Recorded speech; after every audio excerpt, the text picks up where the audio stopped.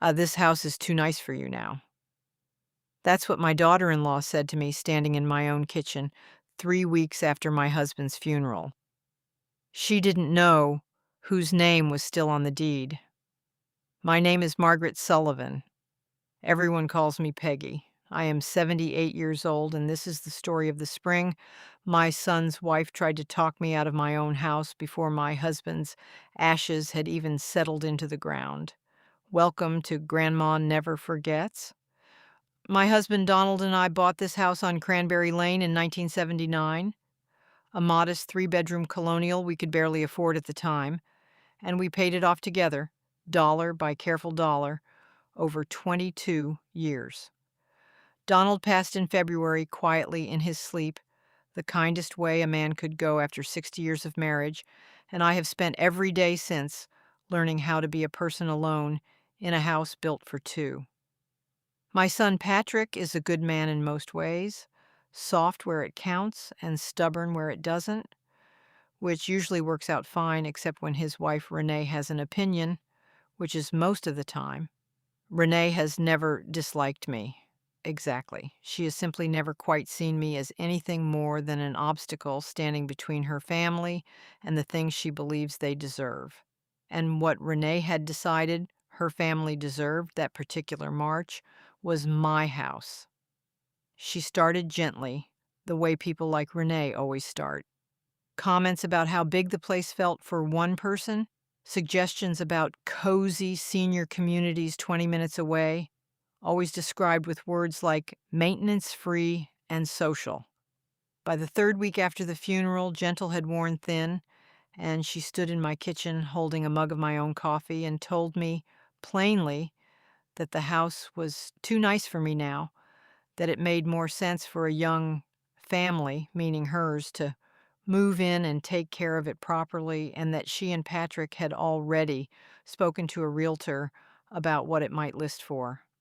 I want you to understand something about me before I go further, because it matters for what comes next. Donald was a careful man his whole life, and in the last 2 years of his illness, when we both knew what was coming, he insisted gently but firmly that we sit down with our attorney and get everything in order. Not because he didn't trust our son, because he'd watched 2 of his own brothers lose their homes to well-meaning children in the years after their spouses died, and he told me, more than once, lying in that hospital bed, "Peggy, promise me you'll protect yourself even from people who love you." I promised him. In January, 1 month before he died, we retitled the house solely in my name, separate from any joint estate that might later be contested, and Donald had our attorney draw up a simple, ironclad statement of my sole ownership, witnessed and notarized, specifically so that no well-intentioned relative could ever stand in this kitchen and tell me it was time to go. I did not tell Renee any of this the day she stood in my kitchen with her opinions and my coffee mug. I simply told her the house wasn't going anywhere, and neither was I, and I watched her decide in real time that I simply didn't understand my own situation yet. She brought Patrick into it 2 weeks later. He sat across from me at the same kitchen table where he'd done his homework as a boy, looking uncomfortable in the specific way of a man carrying someone else's argument into a room. "Mom," he said, "we just think, with Dad gone, maybe it's time to think practically. Renee found a lovely condo complex. It would be so much less to manage." I asked him directly whose idea this actually was, and he had the grace to look at his hands instead of answering, which told me everything. Renee escalated in April. She showed up on a Tuesday with a realtor in tow, unannounced, walking through my house, taking photographs on her phone, while the realtor made notes about square footage and curb appeal. Both of them entirely unbothered by the fact that I was standing right there in my own living room, watching strangers measure my walls. I asked them to leave. Renee, to her credit, at least had the decency to look startled, though not, I noticed, particularly apologetic. "Peggy, we're just getting a sense of the market. It's smart planning." I told her The only planning that mattered had already been done by Donald a month before he died, and that she was welcome to leave my house before I called the police to explain to a stranger with a camera exactly why she was photographing property that wasn't hers to sell. The realtor left immediately. Renee did not at first. She stood in my front hallway and told me I was being difficult, that Patrick deserved his inheritance while he was young enough to actually enjoy it, not decades from now when I finally decided to let go.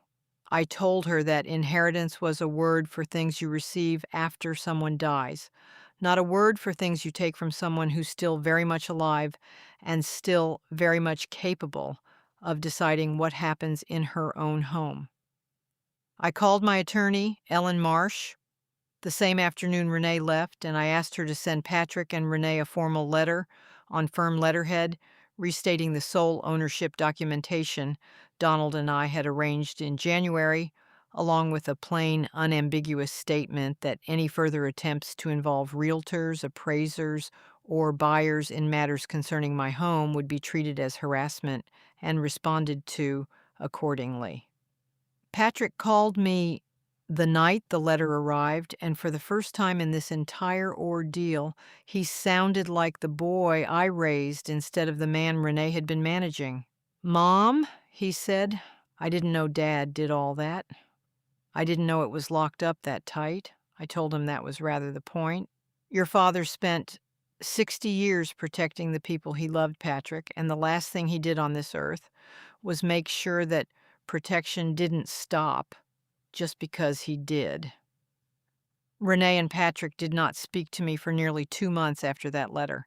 I spent those 2 months the way I've spent most of this difficult year, tending Donald's garden, having coffee with my neighbor Sandra most mornings, and slowly, carefully learning the particular quiet of a house that used to hold 2 voices and now holds 1. Patrick came alone in June, sat at the kitchen table, and told me haltingly that he and Renee had been arguing more than usual, that some of it was about money, that the condo Renee had shown me wasn't actually within their budget at all, that the whole plan had been less about caring for me and more about solving a problem that was never mine to solve for them. "I'm sorry, Mom," he said. I let her talk for both of us for a long time. I told him I was glad he'd finally found his own voice again, and that I hoped he'd hold on to it, because a marriage where only one person gets to have opinions isn't really a marriage, it's a management arrangement. And he deserved better than that for himself as much as I deserved better than that from him. Renee and I have not fully repaired things, not the way Patrick and I have. She sent a stiff, careful card at Thanksgiving. I sent one back, equally careful, equally civil. Some relationships I have decided at 78 don't need to be rebuilt to the studs. They simply need an honest, functioning roof over them, enough to keep the rain out while everyone figures out whether they want to do the deeper work or not. This past Sunday, Patrick brought his daughter, my granddaughter Emma, over to help me finally plant the vegetable garden Donald and I always meant to expand and never quite got around to. She's 7, sharp as anything, and she asked me, pulling weeds beside me in the dirt, whose house this actually was. I told her it was mine, and that someday, a long time from now, it would belong to whoever loved it enough to take care of it the way her grandfather and I always did. She thought about that for a while, the way 7-year-olds think about things with their whole small serious faces, and then she said, "I want it to be mine then." I told her that was a fine thing to want and an even finer thing to earn. That is my story. One kitchen, one deed, and an old woman who learned that the quietest kind of love, the kind her husband spent his last month on earth arranging in a lawyer's office, is sometimes the only thing standing between you and losing everything you built together. If someone in your life has ever tried to plan your future without asking what you actually want, this is your reminder that being older doesn't mean being overruled. Drop a comment and tell me if this ever happened in your own family. Subscribe to Grandma Never Forgets, and I will see you in the next one.